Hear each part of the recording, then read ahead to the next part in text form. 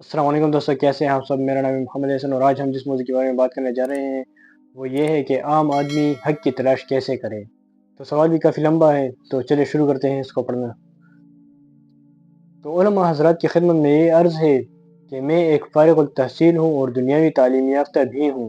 میں خاص طور پر ملحدین اور ادیان باطلہ کے رد کا کام کر رہا ہوں۔ الحمدللہ تقریباً ہر جواب اسلام کے پاس موجود ہے، ہر قسم کے سوال کے لیے۔ لیکن ایک سوال میرے دماغ میں مستقل کھٹکتا ہے، وہ یہ کہ کئی لوگوں سے ملنے کے بعد، یعنی پڑھے لکھے اور جاہل قسم کے لوگوں سے، میں نے غور کیا کہ صرف 1% سے بھی کم لوگ ہیں جن میں سوچنے کی صلاحیت موجود ہے، یہ جو سوچتے ہیں اپنی زندگی کے مقصد کے بارے میں۔ اکثر لوگ نہ سوچتے ہیں نہ ان کو یہ باتیں سمجھ میں آتی ہیں۔ پھر اکثر دنیا مسلمان نہیں ہے اور دین ان تک صدیوں سے نہیں پہنچا، جیسا ساؤتھ امریکہ وغیرہ، اور نظام حق اور دعوت توحید ان تک کبھی نہیں پہنچی۔ تو اس کے بعد یہ ایک عام آدمی بس بغیر غور و فکر کیے جو اس کے مذہب کے لوگ بتاتے ہیں مانتا چلا جاتا ہے، اور پوری زندگی گزارنے کے بعد بھی اس کو یہ احساس نہیں ہوتا کہ یہ راستہ غلط ہے۔ پھر اگر یہ کہا جائے کہ ان کو مطالعہ کرنا چاہیے تو یہ بات بھی صحیح نہیں ہے کہ 1% سے بھی کم لوگ مطالعہ کرتے ہیں، حتیٰ کہ ہمارے علماء بھی مطلوب مطالعہ سے قاصر ہیں۔ پھر مسلمانوں کی اکثریت غیروں کے طریقے پر پڑی ہے اور ان کو بھی نہ کوئی بتانے والے ہیں، اور غیروں میں تو دعوت دینا لوگ تقریباً ترک کر چکے ہیں۔ اخلاقی دعوت جس کے بہت شور مچایا جاتا ہے وہ بھی ان تک اب نہیں پہنچ پاتی۔ مسلمان بغیر کسی تلاش حق کے مسلمان پیدا ہو جاتا ہے، اور کافر کے گھر میں، اور پہلے تو کافر کو دعوت پہنچ نہیں پاتی، پھر اگر پہنچ جائے تو اس دور میں مسلمان بالکل ان کی مدد نہیں کرتے بلکہ منافق وغیرہ کہہ کے دھتکار دیتے ہیں۔ پھر اگر یہ جہنم میں جائے، اگرچہ بھلا انسان تھا، اور صرف مسلم پیدا ہونے کی وجہ سے اگرچہ قاتل و زانی ہو، کسی دن جنت میں جائے، تو کیا یہ بظاہر عدل کے منافی معلوم نہیں ہوتا؟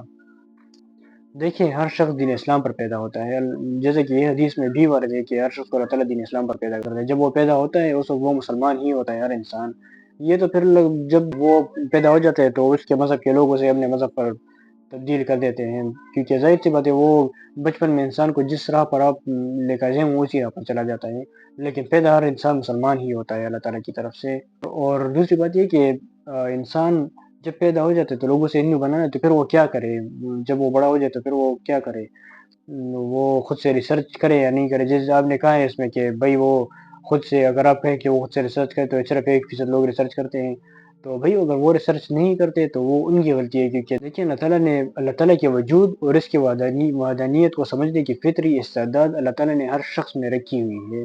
اب تو اسلام الحمدللہ اللہ کے فضل سے اتنا پھیل چکا ہے تبلیغی کام کی وجہ سے کہ اگر انسان تھوڑا بھی ادھر ادھر دیکھ لے تو اسے انشاءاللہ اسلام مل جائے گا کہیں نہ کہیں سے۔ ہر جگہ پر مسجدیں بنی، پوری دنیا میں ہر جگہ پر مسجدیں بنی ہوئی ہیں، ہر جگہ پر علماء گھوم رہے ہیں، ہر جگہ پر لوگ دعوت دے رہے ہیں اسلام کی، جگہ جگہ یہ دعوت مل رہی ہے، انٹرنیٹ بھرا پڑا ہے اس دعوت سے۔ اگر انسان تھوڑا بھی غور و فکر کر لے تو اسے اللہ تعالیٰ کے وجود اور اس کی وحدانیت پر ایمان ہو جاتا ہے، کیونکہ اللہ تعالیٰ نے اس دنیا میں جگہ جگہ پر اپنے وجود، اپنی وحدانیت کا ہمیں احساس دلایا ہوا ہے۔ کتنا کمپلیکس یونیورس ہے ہمارا، کتنی سیارے، کتنے ستارے، کتنی بڑی یونیورس ہے ہماری، کتنی ایکسٹینڈڈ یونیورس ہے ہماری۔ آپ صرف اس پر غور و فکر کر لیں، وہ سب صرف 1 انچ اپنی جگہ تبدیل نہیں کرتے اللہ تعالیٰ کی مرضی کے بغیر، اور اسی طرح وہ جس راہ پر چل رہے ہیں جس میں نہ وہ 1 سیکنڈ کے لیے بھی تیز نہیں ہو رہے، نہ 1 سیکنڈ کے لیے آہستہ ہو رہے ہیں، بالکل ایک ہی جیسے کہ سائنس بھی بتاتے ہیں ہمیں کہ بھائی بگ بینگ تھیوری ہوئی، اور بگ بینگ تھیوری کے بعد سیارے اور ستارے وغیرہ بن گئے۔ اگر آپ اس پر بھی غور و فکر کر لیں تو بھائی بگ بینگ تھیوری ایک دھماکہ،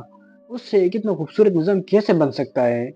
تو اگر انسان تھوڑا سا بھی غور و فکر کر لے، تھوڑا سا بھی اللہ تعالیٰ کے نظام کو، اللہ تعالیٰ کی قدرت کو دیکھ لے، اور اس پر تھوڑا سا بھی سوچ لے کہ بھائی اس کو بنانے والا کوئی ہوگا، تو وہ اللہ تعالیٰ کے وجود اور اس کی وحدانیت پر ایمان لا سکتا ہے بڑی آسانی سے۔